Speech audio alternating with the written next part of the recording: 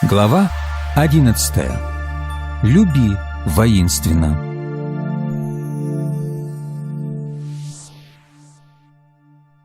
Седьмая победоносная позиция Божьей армии – это любить воинственно. Мы должны любить с мощью, со властью и силой. Мы должны любить не щенячьей любовью, но воинственной. Пусть что-то сильное изливается из вас. Люби агрессивно. Некоторые люди не пожмут вашу руку, если только вы не протянете ее первым. Некоторые люди не будут с вами говорить, если только вы не начнете первым.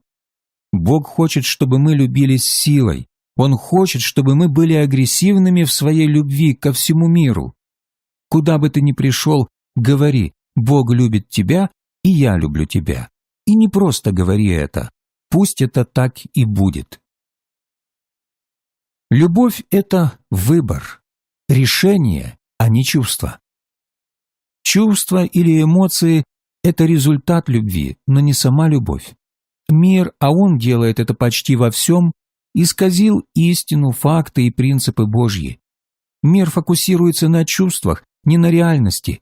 Поэтому, когда чувства изменяются или уходят, а это происходит всегда, люди думают, что они больше не любят друг друга. Одними чувствами вы не выдержите штормы жизни. В Евангелии от Иоанна в 3 главе в 16 стихе говорится: «Ибо так возлюбил Бог мир». И эта любовь была настолько велика, что Он послал единственного Своего Сына, чтобы искупить грехи человечества. Отец сделал выбор, принял решение. Это был акт Его воли. Когда мы говорим, что мы любим кого-то, обычно это потому, что мы чувствуем какие-нибудь эмоции к этому человеку. Затем, если этот человек больше не удовлетворяет наши нужды или не возбуждает больше наших эмоций, мы думаем, что любовь прошла. В действительности, я больше чем уверен, любви там и близко не было. То, что там было, это физическая или эмоциональная нужда, которая и удовлетворялась этим человеком. Мы любили их не ради них, мы любили их ради нас самих, ради удовлетворения самих себя, потому что общение с ними было нам приятно. Но настоящая любовь всегда побеждает. Когда ничего больше не действует, прими окончательное решение любить этого человека и увидишь, как ситуация изменится. Вы, конечно, не можете принять это решение без прощения этого человека или группы людей там, где прощение необходимо. Вот почему Господь советует нам не приносить Ему дары с каким-либо непрощением, с какой-либо нелюбовью в наших сердцах. Отсутствие любви по отношению к нашему ближнему блокирует поток любви по отношению к Богу. Однажды у меня был 2-недельный семинар в одной церкви в Хот-Спрингсе, штат Арканзас. Я жил в доме пастора. На второй вечер мы сидели у камина за десертом, это была зима. Пастор сказал мне: «Брат Самрал, я должен закрыть этот семинар в воскресенье вечером». «Извините, не понял», — сказал я. «Я должен закрыть собрание в воскресенье вечером», — повторил он. Затем добавил: «Ты не понравился моему главному диакону». Тогда я еще не знал, кто он такой, этот главный диакон. Пастор сказал: «Он сказал мне закрыть собрание в воскресенье вечером, потому что он не может тебя терпеть». Внутри я стал раздражаться. Было совсем неважно, любит меня этот человек или нет. У меня было свидетельство Духа Святого, что я должен оставаться там 2 недели. Господь хотел что-то сделать, а этот человек хотел помешать собраниям только потому, что я ему не понравился. Я сказал: «Мне некуда поехать на следующую неделю. Я должен был быть здесь 2 недели. Я не знаю, что я буду делать». «Это твоя проблема», — сказал пастор. «Главный диакон сказал, значит все. Собрания будут закрыты». Я пошел в свою комнату, что-то бормоча себе под нос. У меня было желание найти этого дьякона и сказать ему кое-что, а потом еще кое-что. Затем Господь заговорил со мной. Он сказал: «Я хочу сказать тебе, что делать. Когда ты придешь в церковь завтра вечером, найди его, главного дьякона, подойди к нему, обними его и поцелуй». «Никогда в жизни нет!» — сказал я. «Ты, наверное, не хочешь, чтобы здесь было пробуждение?» — продолжал Господь. «Нет», — ответил я хочу пробуждения».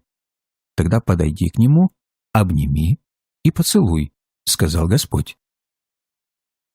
Некоторые задания от Господа относятся к разряду тяжелых. Я не сказал пастору, что я услышал от Бога, но на следующий вечер в церкви я попросил, чтобы мне показали главного дьякона. Это был маленький, старый, костлявый человечек, который не весил и 98 фунтов. Если бы он был хоть немножко побольше, я бы чувствовал себя полегче. Но я заметил его, и мне пришлось побегать за ним, потому что, естественно, он старался избежать меня. Я схватил его, обнял и поцеловал в щеку. Я сказал: «Благослови тебя, Господь, брат, я люблю тебя». Уж поверьте мне, это была любовь по решению. Это были слова веры. Это было решение, потому что Господь мне сказал. И уж, конечно, у меня не было чувств любви. Когда я обнял его в тот вечер, я чувствовал, будто обнимаю телеграфный столб. Он не издал ни звука, даже не заворчал. После служения в доме пастора я сказал: «Господь, интересно, что ты можешь так ошибаться. Это не работает». «О да», — ответил он, — «это работает. И ты должен сделать это снова завтра вечером». «О нет», — запротестовал я. «Да», — настаивал Господь, — «завтра вечером, если ты только хочешь, чтобы здесь было пробуждение». «Хорошо», — сдался я. «Если это цена за пробуждение, я заплачу ее». На следующий вечер я должен был снова гоняться за ним. Он стоял в стороне в группе людей. Я подошел к нему, обнял, поцеловал его и снова сказал: «Брат, да благословит тебя Господь, я люблю тебя». Это было все равно, что обнимать айсберг. Я опять сказал: «Бог, это не работает, надо предпринять что-то другое». «Да», — сказал Бог, — «это именно то, что надо, и ты должен будешь сделать то же самое завтра вечером».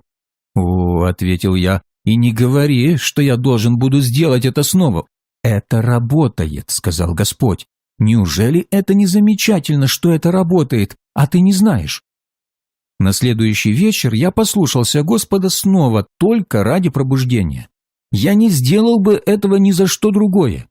Я обнял его, поцеловал и сказал: «Бог да благословит тебя, брат, я люблю тебя». Я не обнимал и не целовал никого за исключением этого дьякона. В тот вечер, когда мы вернулись в дом пастора, сидели у камина и ели десерт, пастор сказал: «Как долго ты можешь остаться с нами?» «До воскресенья», — ответил я. «А почему бы тебе не остаться подольше?» — спросил пастор. «Потому что главный диакон не хочет, чтобы я оставался здесь дольше», — ответил я. «Хорошо», — сказал он, — «я скажу тебе кое-что. Мой диакон подошел ко мне сегодня вечером и сказал, что он ошибся. Ты самый лучший проповедник за всю историю нашей церкви». Для осуществления этого потребовалось всего 3 объятия и 3 поцелуя. 3 маленьких поцелуя в щеку. Любовь побеждает всегда. Любовь может быть агрессивна. Если кто-то нарисует круг для себя, оставив вас вне этого круга, вы нарисуйте большой круг, который охватит и вас, и его круг. Если кто-то говорит плохо о вас, вы просто говорите хорошо о нем. Пошлите ему что-нибудь в подарок. Дело в том, что Бог на троне, Иисус правит всем, и человеческое существо может быть изменено Духом Святым. В нашем городе, где мы начинали церковь, люди не думали о нас особо высоко. Они не верили, что мы сможем построить то, что построено там. Они не верили, что мы сможем построить телевизионную станцию. Но, видите ли, агапе всегда была простерта к ним. Агапе – это божественная любовь. В антическом, классическом греческом языке были три слова, которые обозначали любовь. Эрос, которая к тому времени, когда пришел Иисус, ассоциировалась с физическим, чувственным восприятием. Сторге, которая означала тип взаимоотношений между членами семьи. И филио – дружеские отношения. Агапе первый раз встречается в греческой Септуагинте, первом переводе еврейских писаний, наш Ветхий Завет, на другой язык. Около 300 лет до Иисуса греческий уже стал широко распространенным общим языком. Многие евреи жили в иностранных городах, где в основном говорили на греческом, и еврейские теологи в Александрии в Египте сделали перевод на греческий. Однако в Септуагинте слово «агапе» использовалось только для обозначения Божьей любви к человеку. Специалисты по древнегреческому языку говорят, что агапе было новым словом, которое начало широко употребляться только после становления новозаветного христианства. Это слово обозначает не эмоциональную любовь, а любовь как результат принятого решения, акт свободной воли. Любовь без даяния не есть любовь. Евангелие от Иоанна 3,16 говорит: «Ибо так возлюбил агапе Бог мир, что отдал». Это вид любви, которым многие должны любить друг друга. Любовь, которая дает другим то, в чем они нуждаются, а не такая любовь, которая требует у других то, в чем нуждаетесь вы. Мы должны самих себя отдавать в любви. И если мы будем это делать, мы будем прекрасными победителями в Господе Иисусе Христе. Недавно Господь сказал мне такие слова: «Будь агрессивен, не становись спиной, не будь слабым, стремись вперед, открывай мое величие и могущество, открывай мою любовь и изливай ее на людей. Пусть люди увидят, что ты настоящий». Если кто-нибудь проповедует или даже просто свидетельствует о Господе, и нельзя сказать, является ли то, о чем они говорят, реальностью в их жизни, тогда люди не приходят к Господу. Вы должны говорить о любви Божьей, которая проявляется в вашей жизни.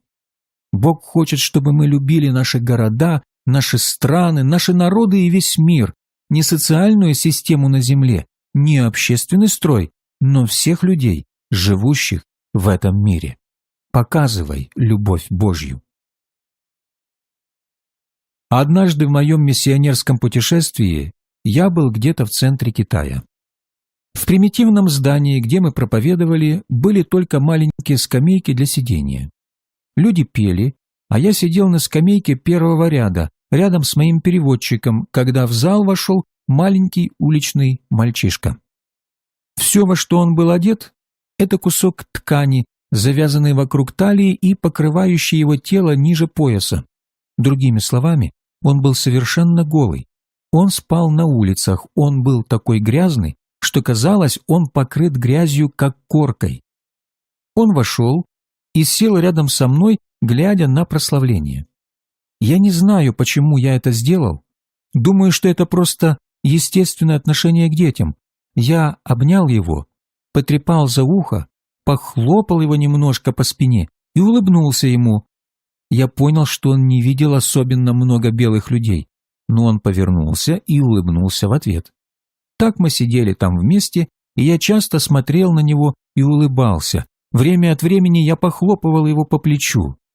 Он повернулся к моему переводчику и сказал: «Этот человек любит меня, правда?» В этот момент, если быть откровенным, я не любил его. Это был грязный уличный мальчишка, которого я никогда раньше не видел.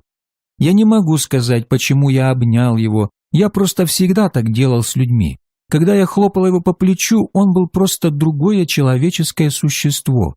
Но когда переводчик передал мне, что сказал этот парень, мой дух открылся, И я ответил: «Да, я люблю тебя». Господь открыл любовь внутри меня для ответа на нужду этого маленького мальчика. Есть много мест в Библии, которые рассказывают о любви. Любовь Бога к человеку, человека к Богу и человека к человеку. Самое известное, конечно, это 13 глава 1 послания к Коринфянам. В этой главе апостол Павел говорит, что такое настоящая любовь и чем любовь агапе не является. Любовь в слове. Есть несколько мест, где разные вдохновенные авторы говорят нам, что есть любовь. Одно из таких мест – первое послание Иоанна, 4 глава. «Мы узнаем Бога через Его любовь», – говорит апостол. Давайте прочитаем. «Возлюбленные, будем любить друг друга, потому что любовь от Бога, и всякий любящий рожден от Бога и знает Бога. Кто не любит, тот не познал Бога, потому что Бог есть любовь. Любовь Божия к нам открылась в том, что Бог послал в мир единородного Сына Своего, чтобы мы получили жизнь через Него.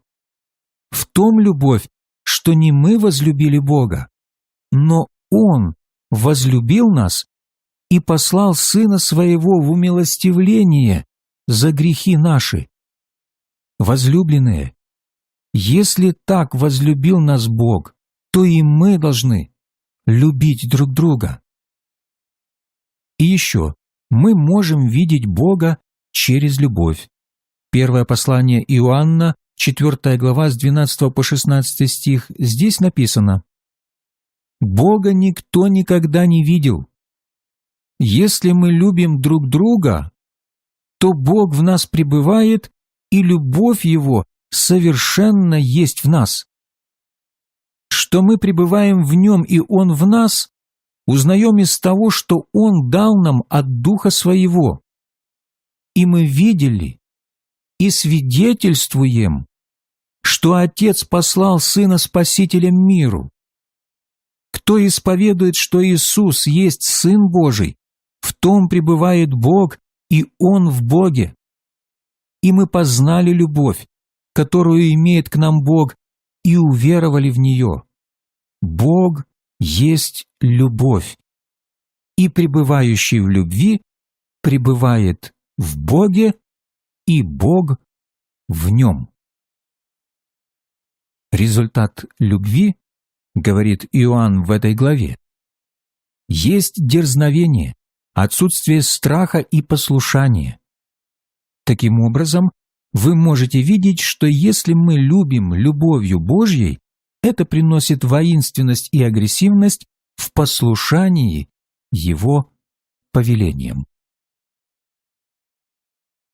Первое послание Иоанна, 4 глава, с 17 по 21 стих. Здесь написано: «Любовь до того совершенства достигает в нас, что мы имеем дерзновение в день суда, потому что поступаем в мире сем, как Он. В любви нет страха, но совершенная любовь изгоняет страх, потому что в страхе есть мучение, боящийся несовершен в любви. Будем любить Его, потому что Он прежде возлюбил нас. Кто говорит: «Я люблю Бога», а брата своего ненавидит, тот лжец, ибо не любящий брата своего, которого видит, как может любить Бога, которого не видит? И мы имеем от Него такую заповедь, чтобы любящий Бога любил и брата своего». Христианин не может выбирать, любить ли ему других и Бога Его божественной любовью. Это повеление. И я верю, на основании стихов, представленных выше, и других мест Библии, что если вы не любите воинственно, то вы не любите вообще. Если это необходимо, давайте изменим наши отношения и мощно войдем на территорию воинствующей любви.